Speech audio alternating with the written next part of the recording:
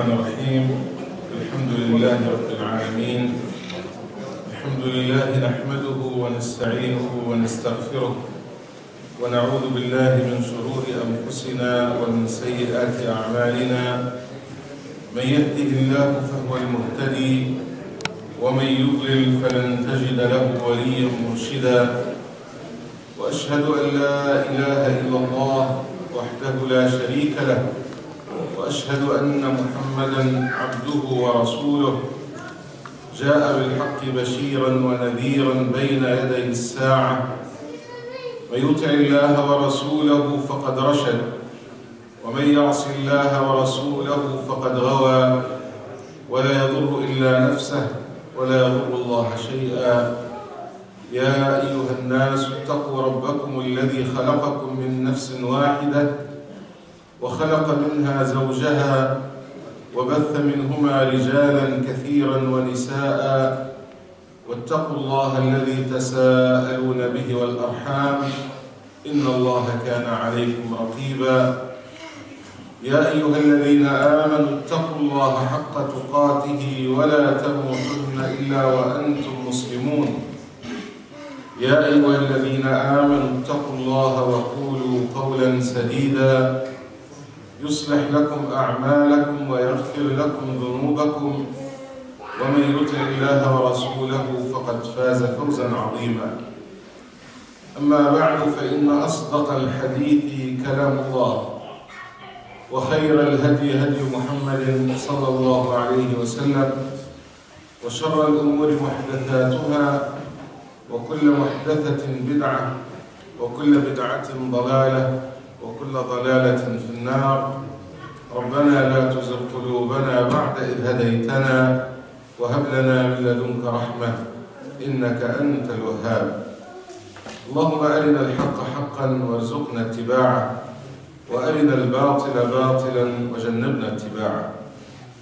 أما بعد أيها الإخوة المؤمنون السلام عليكم ورحمة الله تعالى وبركاته.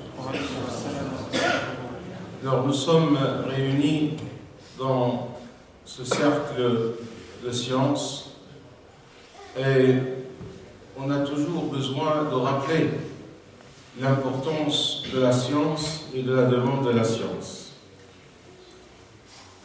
Comme vous le savez, l'islam est une religion qui est basée sur le savoir et la connaissance. Et Allah subhanahu wa ta'ala, lorsqu'il s'est adressé aux hommes à travers sa parole contenue dans le Coran, le premier ordre, et c'est le premier verset, était Iqra, lis, la lecture. Et la lecture, car grâce à la lecture, grâce à la science, on peut découvrir le chemin et on peut aller dans ce chemin tout en étant sur des fondements et tout en étant éclairé. Car il ne s'agit pas en islam d'avoir la volonté, d'avoir l'intention de faire, mais il faut savoir où on doit se diriger.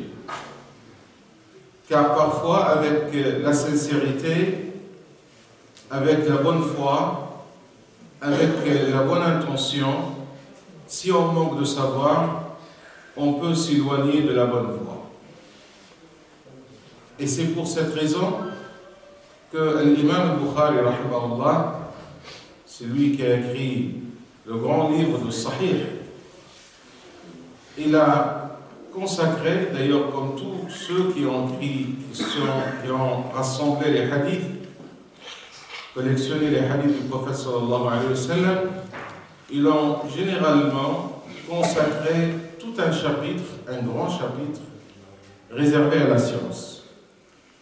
Et l'imam al-Bukhari, dans ce livre de Al-Ilm, le grand chapitre de la science, dans son Sahih, il a intitulé un sous-chapitre Bab al-Ilmi qabla al-qawli wal-amal. La science qui doit précéder la parole et l'action. Voilà ce que nous devons connaître pour que la science, c'est elle qui dirige la parole et dirige l'action. Le Rasul sallallahu alayhi wa sallam, comme vous le savez, il a beaucoup incité les croyants à demander la science. Il a dit dans le hadith très connu, Man yuridillahu bihi khayran yufaqihu fi din. Celui qui Allah subhanahu wa ta'ala veut pour lui al-khayr, le bien, il va lui donner un fiqh, une compréhension véritable de la religion. Il est également rapporté dans le hadith قول النبي صلى الله عليه وسلم lorsqu'il a dit ما عبد الله بأكثر من فقه في الدين أو كما قال صلى الله عليه وسلم. En fait, il dit il n'y a pas une adoration qui va être bien placée par rapport à la récompense qu'Allah subhanahu wa ta'ala va donner, mieux que de demander le savoir, al-ilm. Et c'est dans ce cadre qu'on s'est réunis et qu'il faut toujours essayer de progresser en science, car c'est ça qui va, comme j'ai dit, nous éclairer et nous mettre sur le bon chemin. Alors aujourd'hui, notre sujet qui est choisi pour cette conférence est autour de la fatwa et l'éthique de la diversité, si on peut dire. Car le fatwa, c'est un besoin pour chaque musulman. Le fatwa, pour la définir, les savants ils l'ont défini par un avis juridique rendu par un savant ou une personne qualifiée dans la science en réponse d'une question posée. Voilà ce qu'on peut donner comme définition claire et facile par rapport au fatwa. Alors c'est un avis juridique, et lorsqu'on dit un avis concernant les différentes questions du fiqh, nous allons le voir, il y a plusieurs avis. C'est un avis qui est rendu par quelqu'un qui est qualifié. Alors on ne peut pas dire que tel avis c'est une fatwa s'il est donné par quelqu'un qui n'a pas la compétence scientifique. Demander un avis médical, on ne peut pas le demander qu'à un médecin. Quelqu'un qui ne connaît rien à la médecine, il n'est pas autorisé de donner un avis médical. Il est même interdit. Il est même sanctionné s'il va donner un avis alors qu'il n'a pas la compétence de le rendre. Et c'est d'ailleurs pour cette raison que nous avons trouvé des savants qui demandaient d'interdire par la force de l'autorité tous ceux qui s'élancent dans la fatwa alors qu'ils n'ont pas de compétences. Car si on va donner des avis juridiques, mais on n'a pas la science nécessaire pour le faire, on va amener les gens à la divergence et on va semer le trouble. Et c'est al-fawda. D'ailleurs, beaucoup de savants aujourd'hui nous parlent de fawda al-fatwa, l'anarchie de la fatwa. Oui, surtout avec les moyens de communication modernes, avec Internet, avec les chaînes paraboliques, avec tous ceux qui se lancent dans le champ de la fatwa sans qu'ils aient la compétence de rendre des avis, on est devant l'anarchie. Et c'est un grand problème aujourd'hui. Alors, c'est un avis qui doit être rendu. Vous voyez bien que dans les définitions qui sont données par les savants, il y a toujours des fondements, il y a toujours des critères dans la définition qui sont importants. Alors, avis juridique, mais rendu par quelqu'un qui est qualifié. Et cet avis qui est rendu par quelqu'un qui est qualifié, elle vient en réponse à une question. Et c'est ça, et c'est là où il y a la différence entre le fatwa ou le hukm al-shari. Les savants distinguent entre al-hukm qui est la norme, la disposition juridique, ou al-fatwa qui est l'avis juridique. Il y a une différence. Ce n'est pas une différence d'opposition, mais une différence de statut. car al-hukm al-shar'i, c'est la norme absolue. Lorsqu'on demande ma huwa al-hukm al-shar'i lis-siyam, c'est quoi le statut juridique du jeûne, on peut répondre sans aucune difficulté que as-sawm est obligatoire. Hukm al-siyam annahu wajib. Là, il s'agit de préciser al-hukm, la norme, de donner la norme. Et cette norme, c'est une norme générale. Alors que c'est as-siyam qui est obligatoire, c'est le mois de Ramadan, et quelqu'un qui est malade, qui vient vous exposer son cas, en disant que j'ai telle maladie, est-ce que pour moi je suis autorisé de jeûner ou de ne pas jeûner? Alors le mufti, il va connaître c'est quoi la maladie. Est-ce que c'est une maladie qui l'empêche de siyam? Est-ce que le médecin a dit à ce malade qu'il ne peut pas jeûner? Car même le mufti là, il doit se baser sur un avis scientifique d'un expert en la matière. Il n'est pas médecin, mais il va demander est-ce que son médecin à ce patient lui interdit de jeûner. Comme par exemple pour les personnes qui sont atteintes par des maladies avec lesquelles ils ne peuvent pas jeûner. Les diabètes par exemple, et d'autres maladies. Alors ici, il s'agit d'une fatwa. Fatwa qui va connaître le cas de cette personne, et on va essayer de lui trouver l'avis qui lui correspond. Alors, vous voyez bien la différence entre al-hukm et al-fatwa.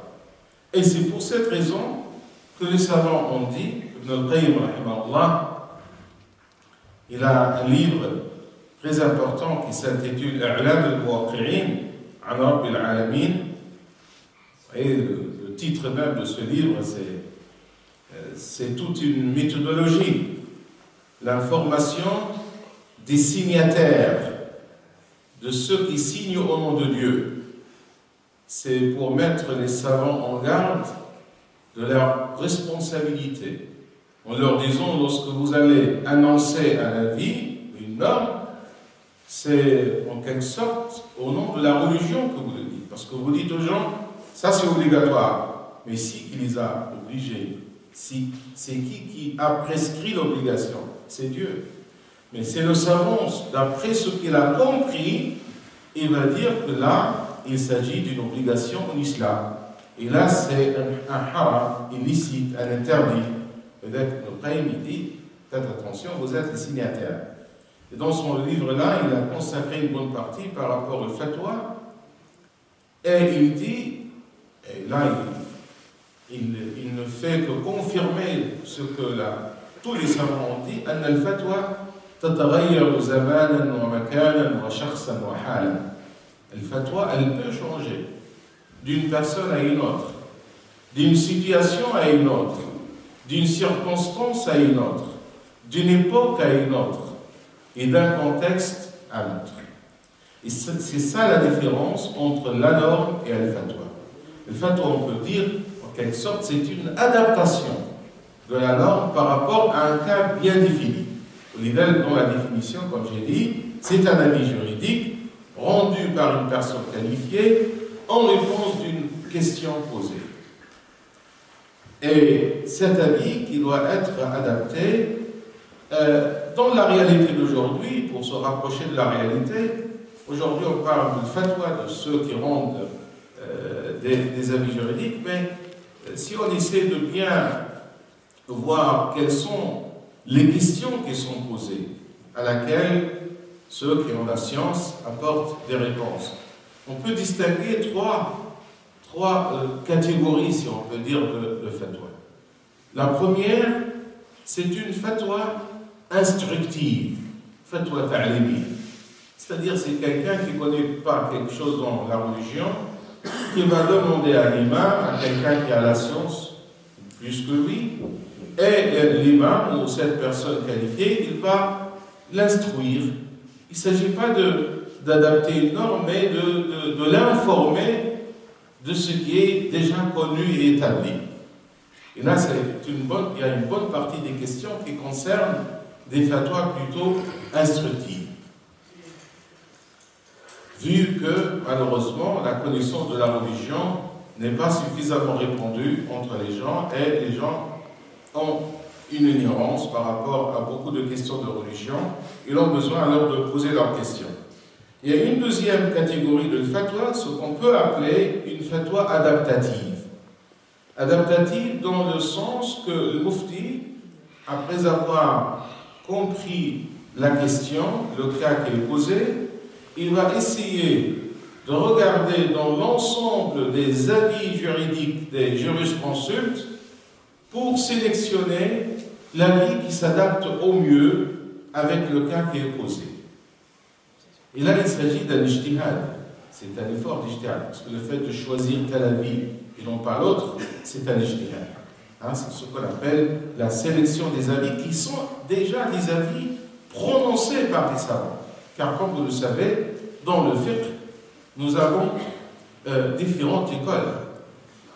Pour l'école, pour les sunnites, il y a les 4 grandes écoles connues. Et entre ces écoles, il y a une diversité d'avis. Et on n'est pas tenu de nous limiter par rapport à une seule école. Mais tout ça, il s'agit d'une richesse du fiqh, de la jurisprudence. Et à partir de cette grande richesse, on peut chercher un avis qui s'adapte au mieux. Et d'ailleurs, c'est l'intérêt justement de cette diversité. L'intérêt de se retrouver avec ces écoles juridiques qui va nous donner plusieurs possibilités.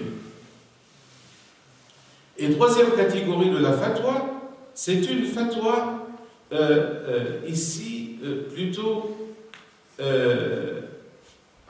d'ijtihad, c'est-à-dire c'est une question qui n'est pas posée, à laquelle on ne peut pas trouver une réponse contenue dans les manuels du fiqh, et al-faqih al-mujtahid, il va avoir besoin de pratiquer l'ijtihad. Et là, bien sûr, il faut qu'il soit en compétence, qu'il a la compétence, la capacité de pratiquer l'ijtihad. Et comme vous le savez, aujourd'hui, les questions qui sont posées, des questions importantes, je ne parle pas des questions instructives, comme j'ai dit, ou des questions adaptatives. On peut donner une réponse d'adaptation, mais les nouvelles réponses, généralement, nécessitent un effort, et ce n'est pas un effort individuel, mais souvent plutôt un effort collectif.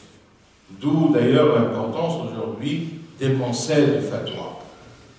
Vous entendez parler des conseils de fatwa, le Majam' al-Faqih. Nous avons 2 grands conseils qui sont connus à l'échelle mondiale, mais il y a d'autres conseils qui sont à l'échelle régionale, si on peut dire, comme le Conseil européen de la fatwa et des recherches, qui a plus maintenant de 12 ans, et qui regroupe plus de 30 personnalités juridiques qui essaient de se pencher sur les questions qui sont posées aux musulmans d'Europe pour essayer de donner et de rendre des avis juridiques en réponse à ces questions posées.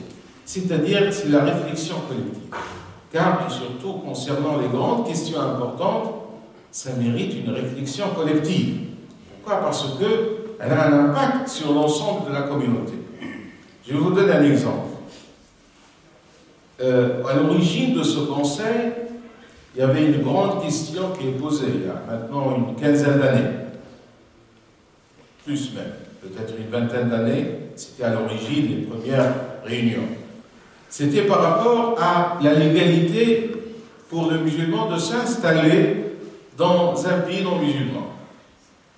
Est-ce que le musulman est autorisé de s'installer dans un pays non musulman, dans une société non musulmane? Une question qui préoccupait les musulmans il y a une certaine vingtaine d'années. Mais malheureusement, et j'ai dit malheureusement, elle revient de nouveau aujourd'hui. Alors que cette question, elle était tranchée par une grande assemblée de grands savants. Il y avait Cheikh Mustafa Zara, ceux qui connaissent un petit peu les grands savants dans notre époque, un grand savant syrien qui vient de décider il y a quelques années. C'est un grand qui a un livre de référence dans le fiqh qui s'appelle Al-Madkhal al-Fiqh al-'Am, reconnu mondialement, il était membre de tous les conseils de fatwa internationaux, le Cheikh Al-Fattah Abu Ghudda, le Cheikh Al-Qaradawi, le Cheikh Faisal Mawlawi, le Cheikh Abdallah Ben Bayat et d'autres qui étaient présents. Et j'ai eu l'occasion, alhamdoulilah, avec d'autres frères ici, parce que nous avons organisé ce séminaire à Château-Chinon, et nous avons discuté, tous les savants étaient réunis pour discuter de cette question. Pendant 2 jours, avec des papiers qui sont présentés. Et on arrive à la fin d'une conclusion qui dit que les musulmans déjà présents, installés dans des sociétés non musulmanes, l'islam ne leur interdit pas de s'installer, de vivre, tant qu'ils ont la possibilité de pratiquer leur religion, mais à condition qu'ils prennent toutes les dispositions nécessaires pour sauvegarder leur identité et leur personnalité et leur pratique. C'est-à-dire que ce n'est pas une autorisation sans condition.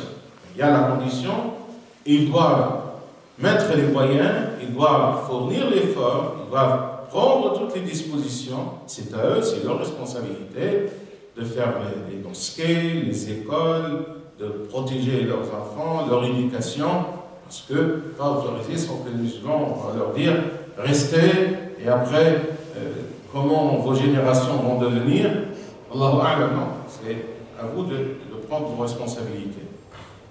Alors c'est une question qui a été étudiée par une assemblée de savants, après avoir exposé la situation, comprendre le contexte, etc., et rendu, après réflexion. Aujourd'hui, en 2010, on entend quelques interlocuteurs qui viennent dans des mosquées, ici même dans la région parisienne, pour donner des fatwas aux musulmans qu'il est haram et interdit de continuer à vivre dans ce pays. Et l'islam leur demande d'immigrer, et s'ils ne le font pas, ils sont empêchés. C'est malheureux, et c'est l'anarchie de la fatwa, comme j'ai dit tout à l'heure.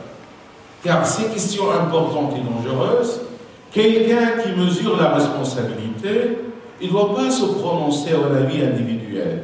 C'est une question qui a ses effets, ses répercussions sur des familles. Il y avait des familles qui ont pris ces avis à la lettre et qui sont partis avec leurs enfants, leurs épouses, pour aller partir je ne sais pas où, et perdre leur temps pour chercher où doivent s'installer, et après des années d'instabilité, ils sont revenus de nouveau. Et je connais quelqu'un qui me dit qu'il est parti dans un pays musulman, il pensait trouver l'islam pratiqué, il va trouver toutes les facilités, il a dit heureusement que j'ai connu la France avant, je reviens, parce qu'ici je suis bien, alhamdoulilah, je peux pratiquer ma religion sans vraiment des difficultés qu'on trouve ailleurs. C'est vrai qu'il y a des difficultés dans notre contexte, mais il faut faire la part des choses. Il ne faut pas généraliser. Il y a un problème concernant la question de hijab qu'on connaît tous.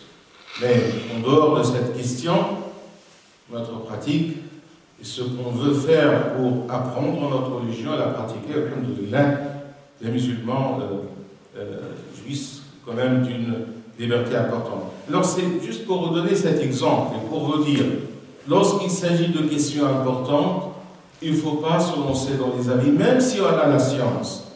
Dire ça à tous les musulmans, et d'ailleurs, je connais ceux qui donnent ces fatwas, ils ne le pratiquent pas pour eux-mêmes d'ailleurs. Parce que normalement, si on est convaincu, on doit commencer par soi-même pour la pratiquer. Mais quand même, il accorde la fatwa. Non, aujourd'hui, les questions qui sont importantes ou assez nouvelles doivent être posées, étudiées collectivement pour rendre un avis justement qui doit prendre en compte tous les éléments. D'ailleurs, même dans le fiqh ancien traditionnel, il y a un avis très important de Ibn Taymiyyah, rahimahullah. Il disait qu'il n'y a pas un seul avis par rapport au fait que les musulmans soient dans un pays non musulman. Ça dépend. Qu'est-ce qu'il fait? Il dit même dans des cas, il est obligatoire que le musulman s'installe dans une société non musulmane, s'il doit témoigner de sa religion et transmettre sa religion, ça devient même obligatoire. Ce n'est pas seulement autorisé ici, mais ça devient obligatoire. Et je pense que, Inch'Allah, tous les musulmans pratiquants, ils ont l'intention de témoigner de leur religion, au moins par rapport à leur comportement, ce que nous devons faire, car le musulman, par nature, il est da'iya. Lorsqu'il montre le bon exemple à travers son comportement, et de par le comportement, d'ailleurs, il transmet ce message. Alors, pour répondre, le temps passe très vite, à la question comment on définit la fatwa. C'est quoi la méthodologie suivie? Je vais essayer de vous donner quelques éléments, mais très brièvement. On peut dire que les 3 éléments importants pour définir un avis juridique, une fatwa, sont tout d'abord comprendre la question posée. Comme j'ai dit tout à l'heure, il y a une différence entre le hukm et le fatwa. Le fatwa, c'est un avis juridique rendu par une personne qualifiée en réponse d'une question posée. Alors, il y a une question à l'origine. Alors, il faut comprendre tout d'abord la question posée.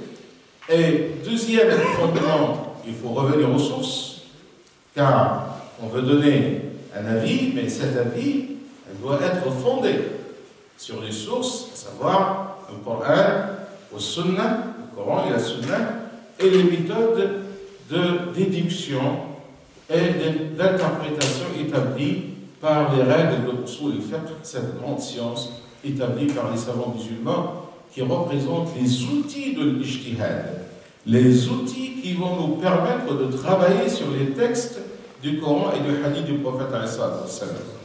Et troisième fondement, c'est la considération de l'intérêt, taqdir al-masalih. Alors voilà les 3 fondements pour résumer. Quelqu'un qui a la science, on lui pose une question. S'il s'agit d'une question partielle, à laquelle sa science, sa connaissance lui permet de donner une réponse, il doit respecter ces 3 fondements. Connaître bien la question, bien percevoir la réalité à travers la question qui est posée. Et deuxièmement, c'est les sources. Et troisièmement, comme j'ai dit, al-masna'.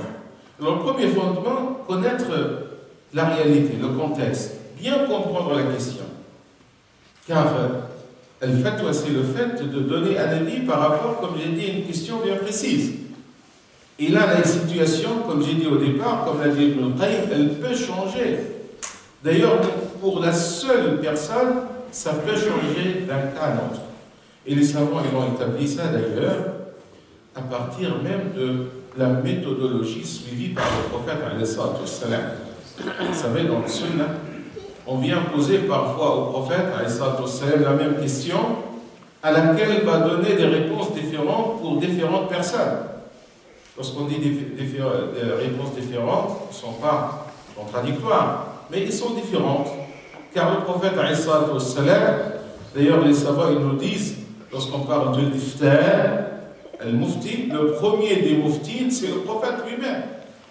Car le prophète alayhi salatu wassalam, il prononce un hadith dans un sens général, mais parfois il va donner une orientation, une recommandation à une personne qui s'adapte à son cas, et pour tous ceux qui se trouvent dans le même cas. Et là, le prophète alayhi salatu wassalam, il va à la question, par exemple, qui est posée par beaucoup de compagnons par rapport à Afdal al-A'mal, quelle est l'action la plus préférée, il va donner des réponses différentes. L'homme qui est venu lui demander Awsini ya Rasulullah, donne-moi un conseil. Faqala lahu la taghdab, évite de te mettre en colère. Il a dit Awsini, c'est comme il demande autre chose. Allah taghdab, encore une fois. Awsini, qala la taghdab. C'est-à-dire, si on analyse, le prophète, il sait bien que cette personne, il a besoin de travailler sur ça, tout d'abord, parce qu'il connaît son caractère, et il lui dit, avant de demander autre chose, commençons tout d'abord par ça. Travaillons ça. C'est comme le professeur prenait un élève qui a des grandes lacunes dans une matière en lui disant essaie de t'intéresser par rapport à ça tout d'abord. Résous ton problème là. Ça montre que le fait de prendre en compte la situation de la personne qui pose la question, c'est important. Et là, on rapporte que Ibn Abbas, Ibn Abbas, c'est le grand compagnon qui a bénéficié quand même d'une invocation du prophète. C'était pour lui un privilège. C'est à lui seul que le prophète a fait cette invocation. Allahumma faqihhu fid-din wa 'allimhu at-ta'wil. Il a invoqué Allah subhanahu wa ta'ala qui lui donne une bonne compréhension dans le din et qui lui donne la science de ta'wil, l'interprétation. Et d'ailleurs, Abbas était le grand exégète, le grand jurisconsulte. Et ses avis dans le tafsir sont des avis de référence. Ibn Abbas suivait justement cette méthode. On rapporte qu'un jour, un homme est venu lui demander est-ce que quelqu'un qui va commettre le grand péché de tuer quelqu'un, est-ce qu'il va être châtié dans l'enfer, c'est-à-dire éternellement, ou s'il va se repentir, Allah subhanahu wa ta'ala peut lui pardonner. Et Ibn Abbas lui dit non. Celui qui va tuer quelqu'un consciemment, celui-là, il n'a pas de repentir. Il va être éternellement dans le châtiment. Après avoir parti cet homme, les compagnons d'Ibn Abbas, qui savaient son avis sur la question, et qui disaient que celui qui a commis ce grand péché, il peut se repentir. Car Allah subhanahu wa ta'ala dit dans le Coran, Inna Allah la yaghfiru an yushraka bih. Tous les péchés, y compris les péchés majeurs, comme on dit kabair, lorsqu'on se repentit sincèrement, Allah subhanahu wa ta'ala va nous pardonner, sauf le shirk, l'association. Alors ils ont posé la question à Abbas, est-ce que tu as changé d'avis?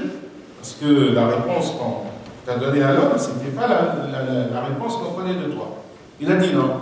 Il a dit, j'ai compris que cet homme vient pour demander cette question car apparemment il avait l'intention d'aller tuer quelqu'un. Alors il veut savoir est-ce qu'il a le repentir ou pas. Il est en colère contre une personne, il veut le tuer, après il dit je vais me repentir. Alors je lui dis non, je vais donner l'avis de ceux qui disent, parce qu'il y a des savants qui disent qu'il n'a pas de repentir, pour l'empêcher de prendre cet avis qui va en quelque sorte justifier pour lui le crime. Et ça nous montre alors comment le fait de bien connaître la personne est quelque chose de très important. D'où le grand problème aujourd'hui des fatwas importés de l'extérieur. Car même les gens qui ont la science, ils n'ont pas forcément la connaissance du contexte. Il va partir des règles générales, mais il ne connaît pas la réalité. J'ai lu quelques mois ou l'année dernière une fatwa qui est traduite sur un petit papier qui est distribué dans les mosquées. Une jeune fille musulmane qui vit en Europe, peut-être en France, a posé une question à un savant à l'extérieur, dans un pays arabe, en lui disant que moi je suis musulmane, pratiquante, mais mes parents malheureusement ne font pas la prière et aussi me causent des problèmes parce qu'ils s'opposent à mon hijab, etc. Et je ne suis pas tranquille, qu'est-ce que je dois faire? Et la réponse, s'ils ne font pas la prière, ils sont koffars, ils sont mécréants. Et là, vous ne pouvez pas rester avec eux. Vous devez quitter votre foyer. Mais celui qui a donné cette fatwa, il ne connaît pas la réalité. Cette jeune fille qui va partir de chez elle, elle va partir où? Et encore, cet avis, quand même, c'est un avis minoritaire, c'est un avis dans l'école hanbalite. Ce n'est pas même l'avis de l'école hanbalite, mais c'est un avis dans l'école hanbalite. Et aussi, il faut prendre en compte les intérêts et pour bien mesurer les choses. Connaître la réalité de la personne qui vous demande quelque chose, c'est très important. Et d'ailleurs, parmi les règles suivies par Al-Muftin, normalement, quelqu'un qui vient vous poser une question, si vous n'avez pas bien compris, avant de donner la réponse, demandez-lui plus de détails, plus d'éléments. Et généralement, le Muftin, ils vont à leur tour poser la question pour bien saisir la question. Et après, la réponse qui est donnée, c'est une réponse à cette question. On ne peut pas faire d'analogie. Elle peut s'appliquer à une question pareille, une personne qui a la même question, mais pas forcément. Et d'ailleurs, les savants même, ils ont bien distingué qu'il s'agit d'une réponse donnée à une personne bien déterminée, mais aussi, je dois dire qu'il faut faire attention entre le fatwa et aussi al-hukm al-qada et le jugement. J'ai fait tout à l'heure la différence entre al-hukm, la norme, et le fatwa, mais aussi il faut faire la différence entre le fatwa et le jugement juridique, le jugement donné par un juge. Parce qu'il y a des gens qui viennent vous demander, qui viennent vous poser une question pour avoir plutôt un jugement. Ce n'est pas une fatwa. Il a un problème avec sa femme, il va vous exposer le problème à sa manière, sa femme elle est absente, vous allez lui donner une réponse, il va revenir pour prendre ça un jugement, pour résoudre le problème avec sa femme.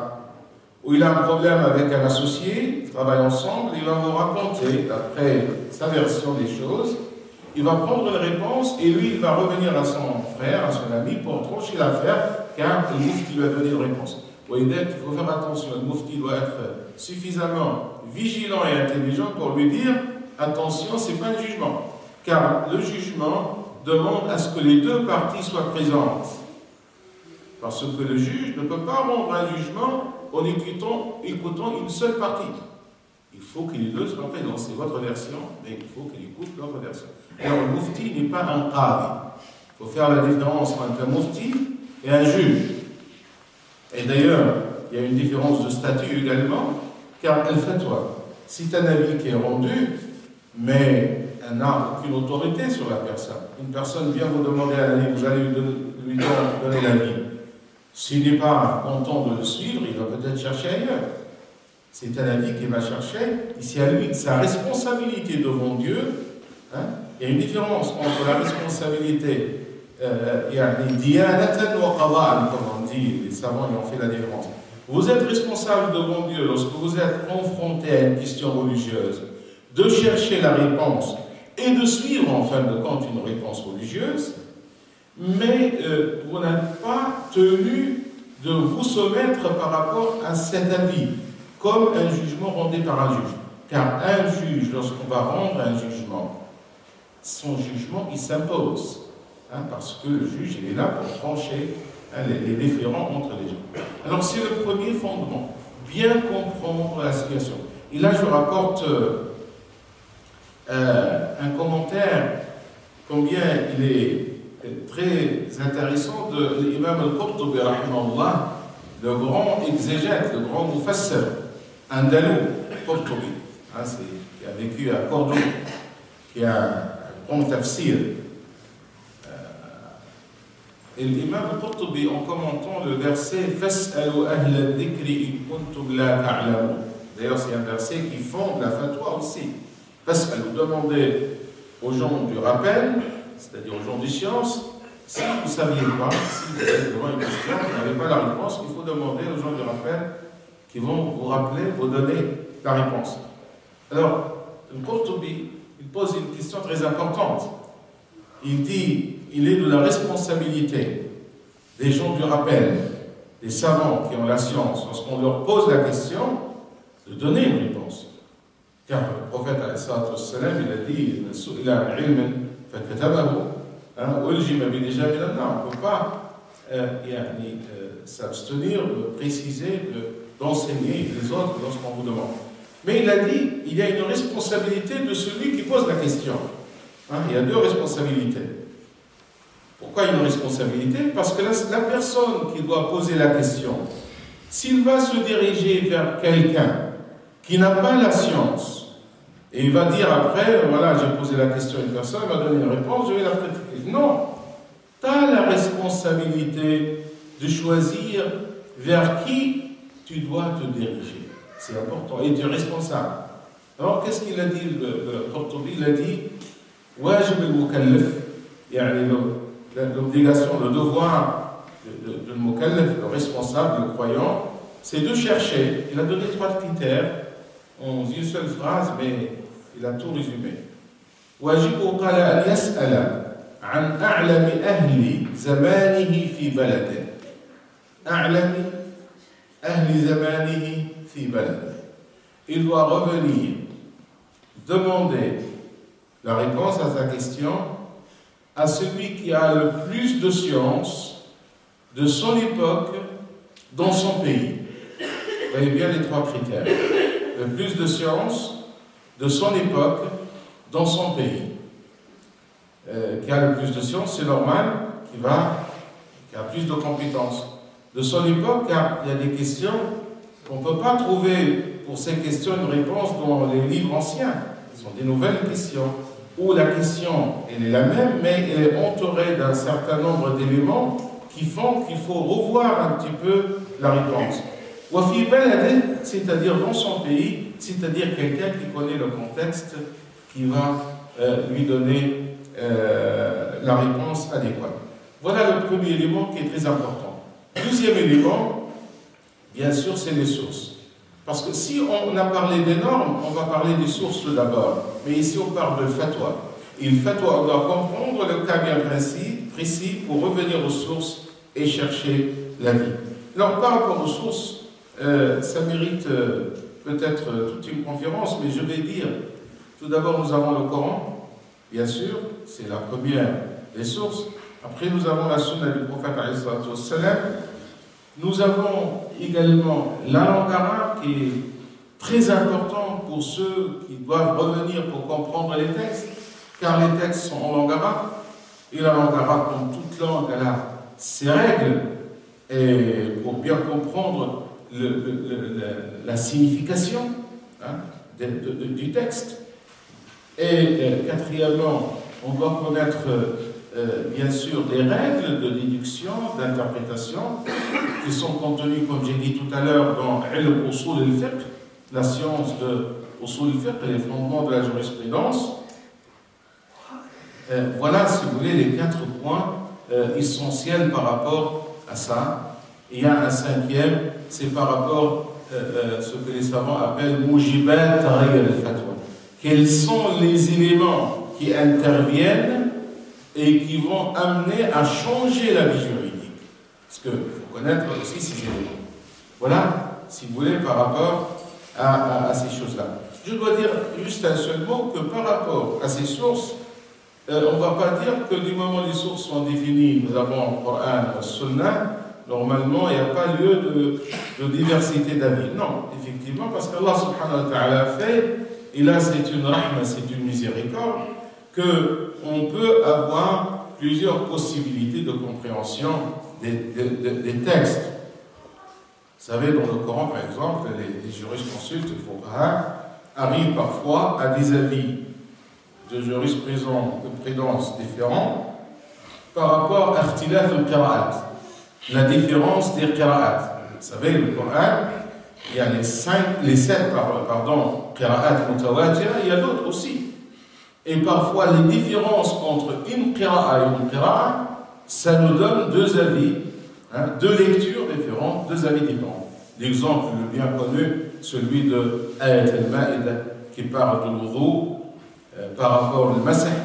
Est-ce que les rijlayn, il faut laver les pieds ou il faut juste le masah, passer la main? Car il y a 2 lectures, 2 qira'at par rapport à ça. Allah nafsu, dalalat Allah, le Coran utilise les mots arabes. Et d'ailleurs, Allah subhanahu wa ta'ala dans le Coran nous dit d'ailleurs, c'est répété dans plusieurs versets. Allah subhanahu wa ta'ala nous rappelle que le Coran a été révélé dans une langue arabe. Ça veut dire quoi? Que nous avons besoin de comprendre l'arabe et les méthodes des arabes pour exprimer les choses. Car la langue, c'est le véhicule qui va nous porter justement ce qui contient comme idée, comme sens, comme signification. Alors parfois, il y a des mots qui sont utilisés, par exemple, al-qura. Le Coran, lorsqu'il a parlé de l'idda, de la femme divorcée, elle doit passer 3 quru. Alors le mot qura, dans la langue arabe, chez les Arabes, c'est connu, il a 2 significations. Il signifie les règles, c'est-à-dire le début des règles, et il signifie al-tuhr, la fin des règles.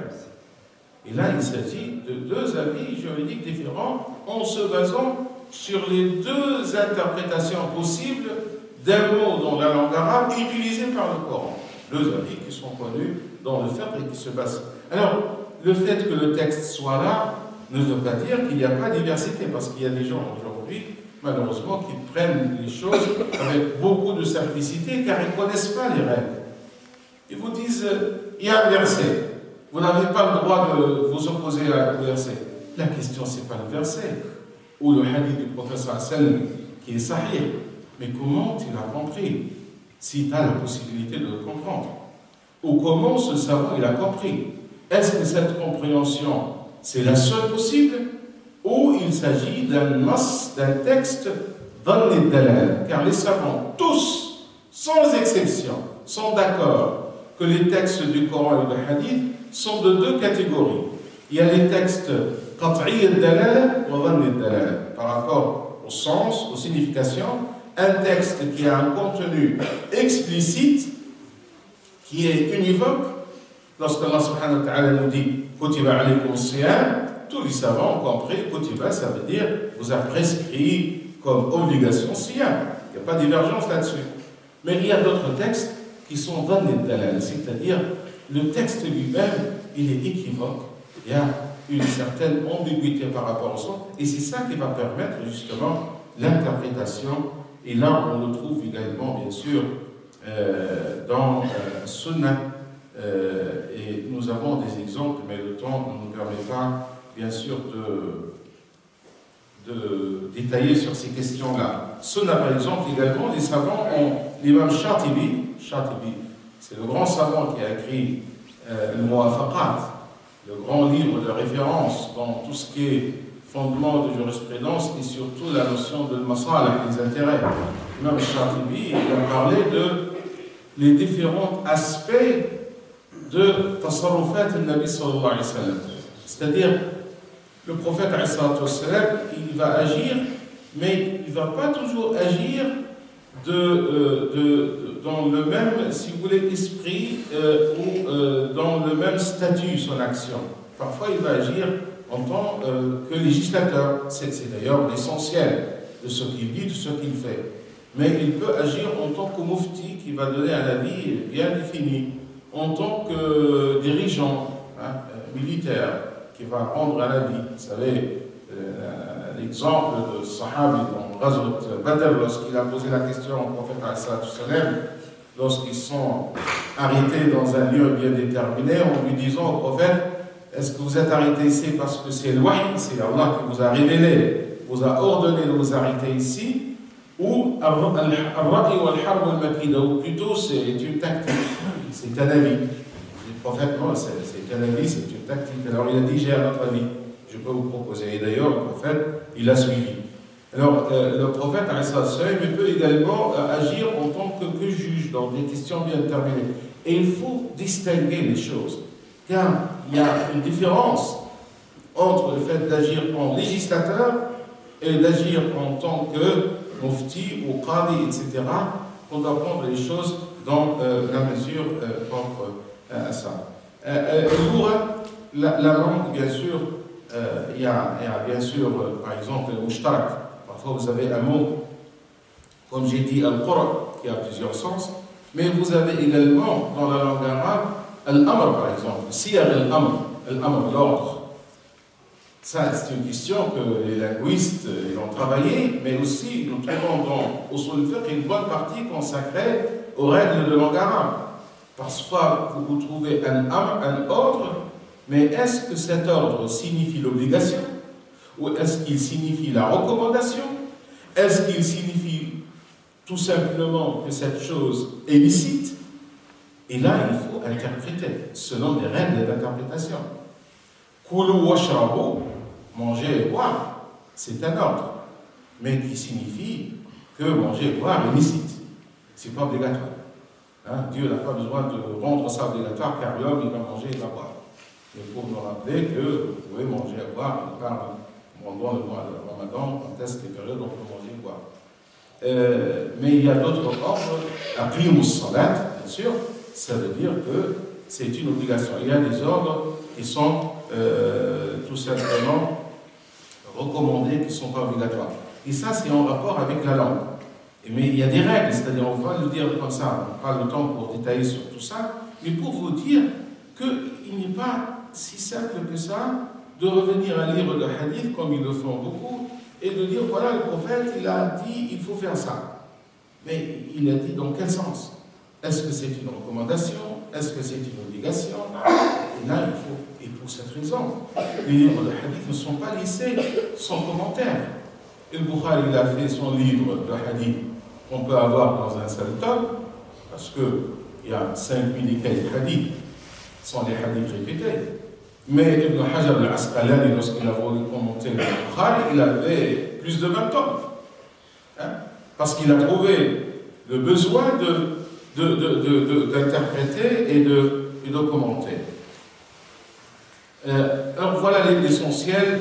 Je vais conclure, Inch'Allah, pour deuxième partie, pour vous dire tout simplement que dans le domaine du fiqh et dans le domaine du fatwa, il y a une diversité d'avis, et cette diversité, elle est liée même avec la nature des textes, qui sont prédisposés à des interprétations différentes. Et d'ailleurs, même Sahaba, si vous allez revenir au livre de Tafsir, j'ai parlé tout à l'heure de Ibn Abbas, vous allez trouver dans les livres de Tafsir un avis d'Ibn Mas'ud qui n'est pas d'accord avec Ibn Abbas. Ce sont deux compagnons qui ont pris la science du prophète parce qu'il s'agit d'une diversité possible par rapport à des questions possibles. Alors, diversité, c'est possible. Ce qui n'est pas bien, c'est la divergence. C'est la divergence d'opposition. Mais la diversité, c'est une richesse qui a toujours existé, à condition que les choses soient dites par des personnes qui ont la science, qui ont la connaissance, et ce n'est pas des personnes qui ne sont pas qualifiées. Adabul ikhtilaf. Quelle est l'éthique? On va juste rappeler quelques principes rapidement. L'éthique qu'on doit avoir par rapport à cette diversité. Parce qu'il y a diversité à divergence, il y a une diversité qui est autorisée, il y a une divergence qui n'est pas autorisée. Quelqu'un qui va s'opposer à des choses explicites, à des choses qui sont objet de consensus entre tous les musulmans, là, c'est pas autorisé dans le sens que c'est pas fondé. Car généralement, les choses, ce que les savants appellent al-ma'loum min ad-din bid-darura, les choses qui sont établies comme des vérités évidentes, sont des choses suffisamment fondées sur des arguments solides et autour desquels il n'y a pas de divergence. Et ce sont l'essentiel de la religion. Personne ne discute que les piliers de l'islam sont les 5 piliers, les 6 principes de la foi sont les 6 principes, les grandes obligations sont connues, les interdictions.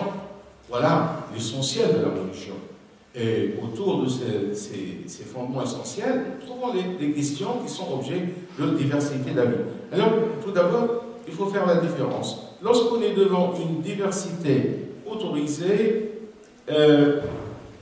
nous ne devons pas refuser l'autre avis, bien que vous ne soyez pas d'avis de le suivre. Vous êtes devant deux avis rendus par des gens connus dans la science, vous êtes plutôt proche de l'avis que d'un autre. Vous n'avez pas le droit de blâmer l'autre qui va prendre l'avis qui n'est pas le même que vous avez choisi. Car les savants ont établi une règle, la inkara fi makhtulifa fi. On ne peut pas invalider, on ne peut pas empêcher quelqu'un de suivre un avis dans une question qui est objet de diversité d'avis entre les savants. Et nous avons l'exemple des compagnons qui sont sortis, Bani Quraïda, vous savez, le prophète leur dit il ne faut pas faire grâce à Bani Quraïda. Et en cours de route, chacun il a compris l'ordre à sa manière. Il y a ceux qui ont fait la prière et ceux qui n'ont pas fait que lorsqu'ils sont arrivés. Mais on dit dans le hadith, personne n'a fait de dispute avec l'autre pour lui dire non, tu as mal compris, il faut le faire. Non, il a compris. C'est un sahabi comme lui. Il y a alors cette tolérance dans le domaine de la diversité autorisée. Il faut avoir cette tolérance.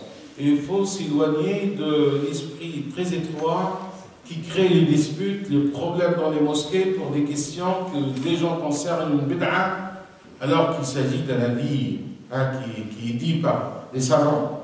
Des gens qui vont se mettre ensemble pour réciter le Coran, on va leur dire c'est haram de se mettre en halakha pour réciter le Coran.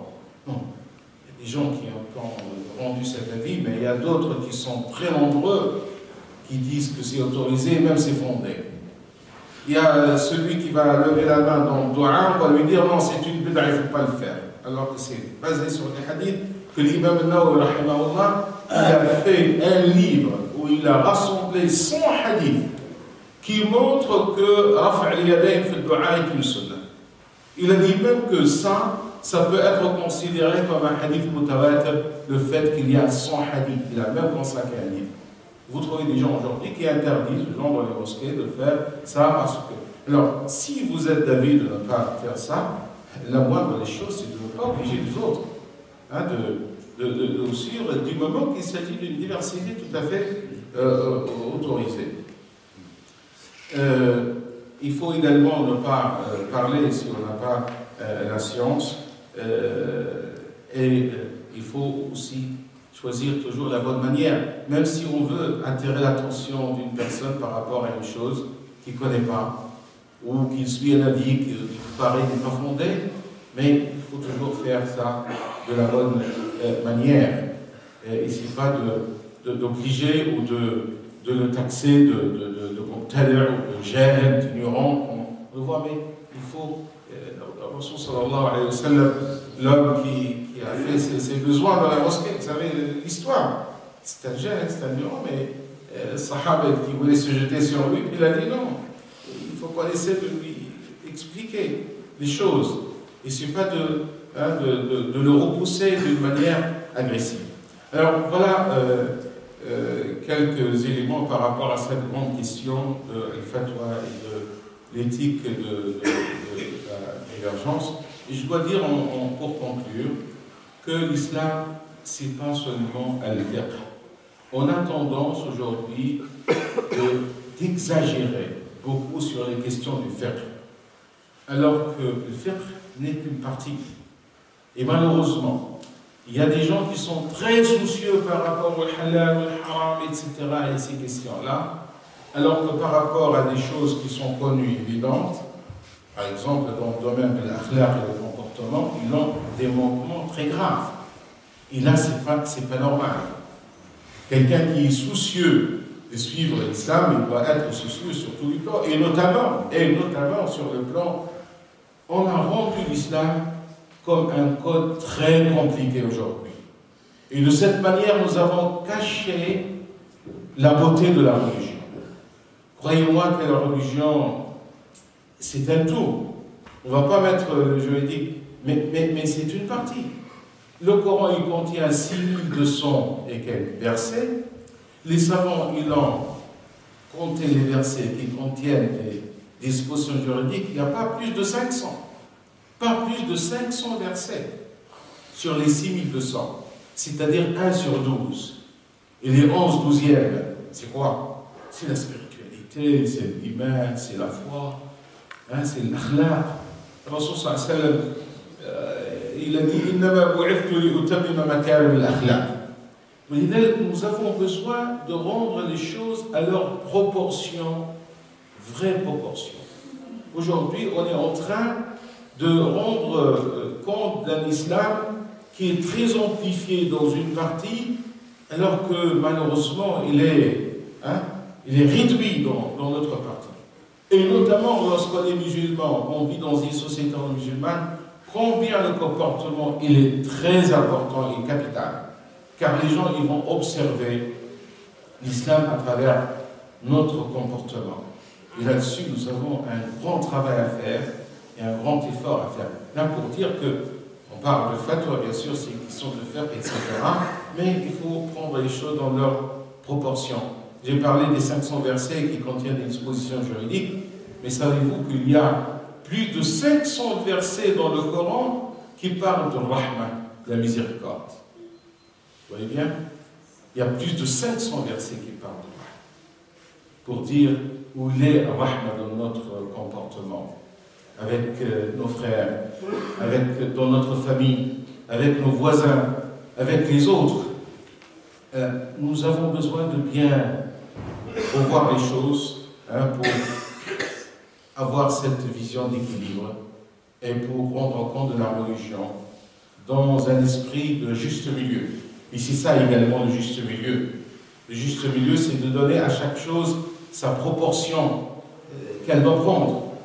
Et Allah subhanahu wa ta'ala l'a fait, cette une umma du juste milieu, dans le verset 143 de Surat al-Baqarah, qui vient d'ailleurs au juste milieu de la sourate.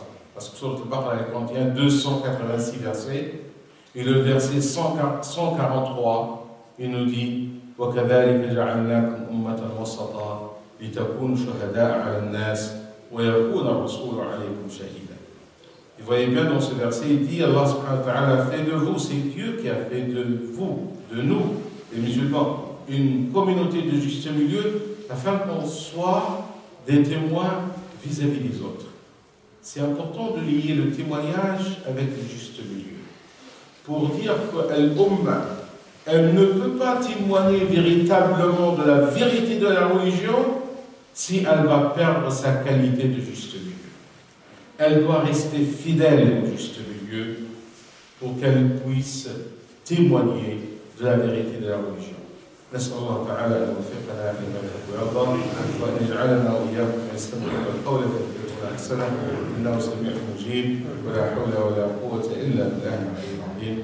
نسأل الله تعالى أن يوفقنا وإياكم لكل خير وأن يجعلنا من الذين يستمعون فيعلمون فيحسنون العمل إنه